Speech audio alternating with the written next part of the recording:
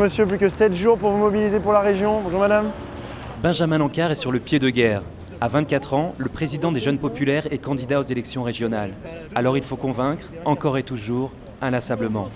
Un candidat certes jeune, mais déjà bien rodé quand il répond aux questions d'une journaliste de France 2. C'est pas quand même un petit blues du militant UMP?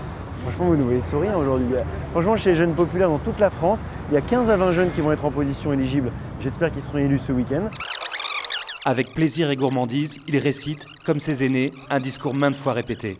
Franchement, en Ile-de-France, plus qu'ailleurs, c'est facile de proposer et dans le même temps de ne pas parler de nos adversaires qui se font mal eux-mêmes. Mais en politique, il faut avant tout savoir exister médiatiquement. Mission accomplie haut la main par Benjamin. En tout cas, c'est vrai qu'il a fait parler de lui grâce au LibDub. Donc finalement, ça a été un peu critiqué, mais en même temps, moi je me suis dit, bon, après tout, c'est original, il est peut-être un peu de son temps. Tous ceux qui veulent changer le monde, venez marcher, venez chanter.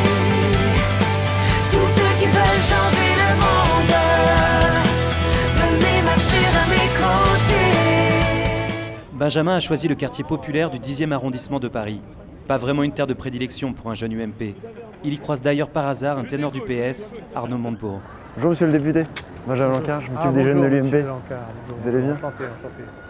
Bon courage à vous. Qu'est-ce que vous pensez des jeunes quand même qui s'investissent en politique? Vous feriez le LibDub des jeunes UMP? Le prochain LibDub des jeunes UMP? Pardon? Vous feriez le prochain LibDub des jeunes UMP avec nous? C'est quoi ça? Vous savez le clip avec les ministres qui dansaient? C'était ridicule ça. Ah, c'était... Surtout changer le monde, je trouve que vous le changez mal. Après un premier tour désastreux pour l'UMP, chacun y va de son analyse. Mais pour Benjamin, pas de langue de bois. Globalement, la droite n'a pas bossé énormément depuis 15 ans, il faut quand même dire la vérité. Parce que c'est vrai que quand on a le vent de face nationalement à Paris, il y a quand même un électorat qui demande une droite d'avant-garde et que peut-être qu'aujourd'hui, on n'arrive pas à le montrer, qu'on est assez avant-gardiste. Alors on enfile un jean, on chausse des baskets et on arpente la ville. Le bureau de Benjamin, c'est la rue. Et pour convaincre, tous les moyens modernes sont bons. Enfin, vous savez, la politique, c'est pas toujours se différencier, c'est juste essayer de faire ce qu'on fait avec beaucoup d'énergie, avec une grande rigueur et une grande constance.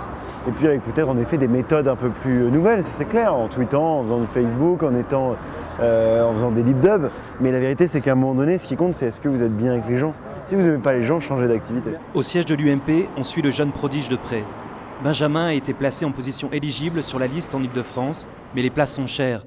Alors pour être investi par le parti, mieux vaut pouvoir compter sur des soutiens au plus haut niveau, comme Ange Sidbon. Sa volonté d'être sur le terrain, le fait qu'il ait des idées et qu'il prenne l'initiative, l'agglomération de ces trois qualités font que ça lui donne pour l'avenir, je pense, des chances d'émerger. Mais avoir des soutiens haut placés ne suffit pas. La politique, c'est une affaire d'équipe. C'est un travail qui demande beaucoup de rigueur et là-dessus, c'est vrai qu'il a beaucoup de courage. Et c'est un bon président? Ah oui. Oui, c'est un président de travailleur. Il bosse énormément. Il est créatif, du coup on le voit partout, vous l'avez bien vu, c'est le LibDub, c'est à chaque fois des nouvelles idées, ce qui le rend, ce qui mine de rien le fait connaître. Malgré un niveau d'abstention historiquement haut et une sévère défaite pour l'UMP, Benjamin Lancard a tout de même été élu conseiller régional. Alors, la prochaine étape? Et dans 2 ans, les législatives, on y pense? J'en rêve même. Mon rêve, c'est ça, c'est d'être élu à l'Assemblée nationale, évidemment. Mais dans le 10e, à mon avis, c'est pas dans 2 ans qu'il faudra y penser, c'est dans une dizaine d'années.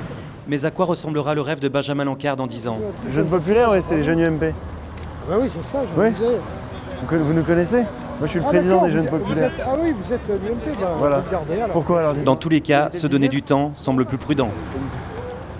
Bonjour, les élections régionales dimanche, 2e tour. Merci.